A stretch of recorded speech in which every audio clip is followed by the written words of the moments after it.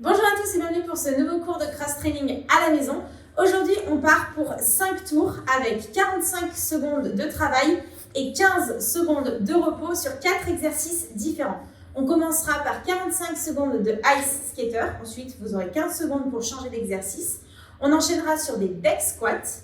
Ensuite, des renegade row et on terminera le tour par les mountain climbers. On verra les mouvements juste après. Pour l'échauffement, vous allez partir sur 4 tours. On commencera par 10 curtsy squats. On enchaînera avec 10 push-ups et on terminera par 20 secondes de montée de genoux. On voit tout de suite les mouvements de l'échauffement. Le premier mouvement que vous allez devoir réaliser, ce sont des curtsy squats. On viendra se positionner les pieds, largeur de squat. J'envoie une jambe à l'arrière, je viens aligner le genou au talon. Je pose le genou au sol et je remonte en un seul mouvement. C'est-à-dire que je ne viens pas faire ça, puis ça. Je reviens bien tout de suite sur ma position de départ. Vous avez 10 répétitions à faire. C'est 10 répétitions en tout, donc ça fera 5 à droite et 5 à gauche. On enchaîne ensuite sur 10 push-ups, donc 10 pompes. Soit votre option de travail est sur les genoux, contact poitrine au sol et je remonte en un seul mouvement. Ou sur les pieds, même travail, je descends en un seul mouvement et je remonte, pareil, en un seul bloc.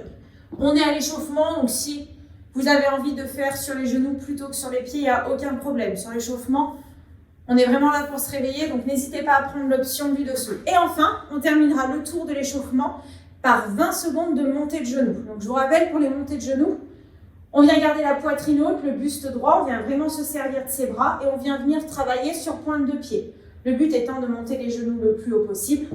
On vient travailler ici pendant 20 secondes. Vous pouvez commencer le premier tour à une allure assez lente et augmenter au fur et à mesure des tours sur les montées de genoux. C'est vraiment là pour monter le cardio parce que le vôtre va être assez cardio aujourd'hui. Donc n'hésitez pas à monter petit à petit en intensité sur l'échauffement. On voit tout de suite les mouvements du WOD. Le premier mouvement que vous allez devoir réaliser, donc 45 secondes de ice skater. On partira en appui sur une jambe. L'autre jambe sera placée à l'arrière. On descend en flexion sur sa jambe d'appui. Le but va être de sauter sur le côté et atterrir sur une seule jambe. On vient donc réaliser le pas du patineur. On essaye de descendre en flexion vraiment sur cette jambe d'appui et de marquer un petit temps entre chaque répétition. Donc le but, c'est vraiment d'essayer de descendre le plus possible sur sa jambe d'appui, d'accord? Ne venez pas juste faire ça, ça n'a pas beaucoup d'intérêt. Donc on vient vraiment descendre en flexion sur cette jambe d'appui. Je saute le plus haut possible et je viens marquer l'impulsion avec ma jambe d'appui. Donc 45 secondes de travail. Vous avez 15 secondes de repos et on enchaîne sur les deck squats. Pour les deck squats, vous pouvez le faire avec une charge ou non, vous n'êtes pas obligé de prendre une grosse charge. On la prend, si vous avez une bouteille d'eau, une haltère, une kettlebell, on vient la mettre ici en position de goblet squat.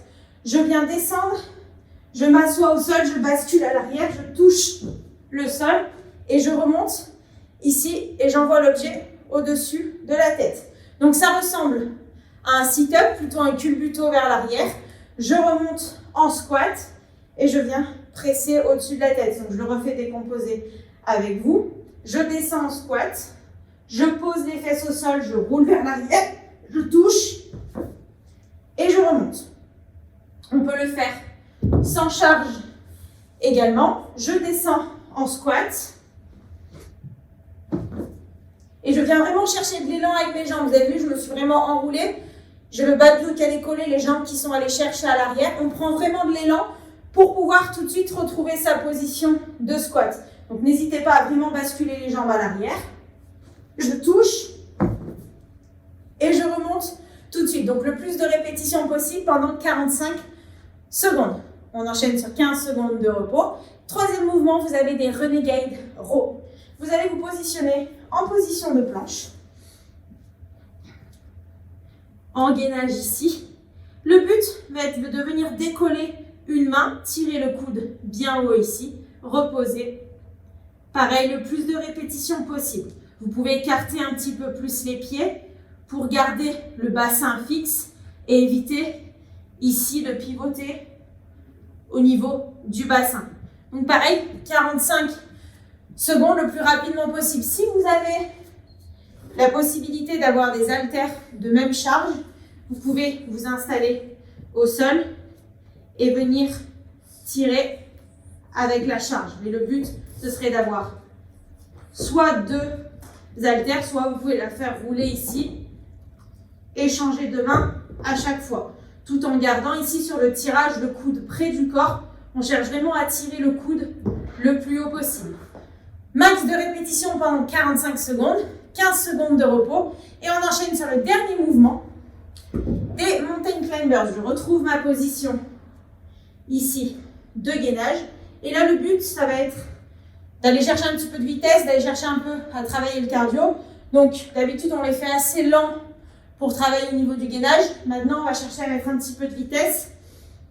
Donc, je vais chercher à envoyer mes genoux entre mes mains et à mettre de la vitesse. Je cherche toujours à envoyer, tendre les jambes vers l'arrière et envoyer les genoux loin vers l'avant. 45 secondes de travail, vous avez 15 secondes de repos et on enchaîne tout de suite sur le dernier tour. Donc, comme ça, pendant 5 tours. Ça va aller vite. N'hésitez pas à prendre un petit peu de temps sur le premier tour pour prendre vos repères. Ne partez pas trop vite. Je vous dis bon courage.